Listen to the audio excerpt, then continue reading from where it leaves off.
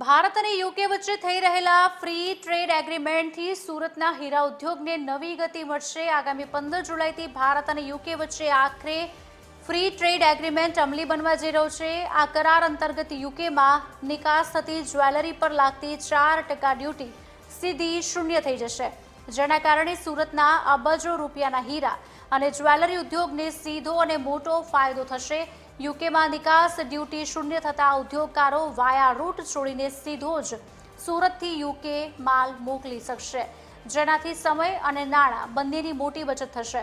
મહત્વનું છે કે વિશ્વના ડાયમંડ હબ તરીકે ઓળખાતા સુરત માટે આ કરાર ગેમ ચેન્જર સાબિત થશે।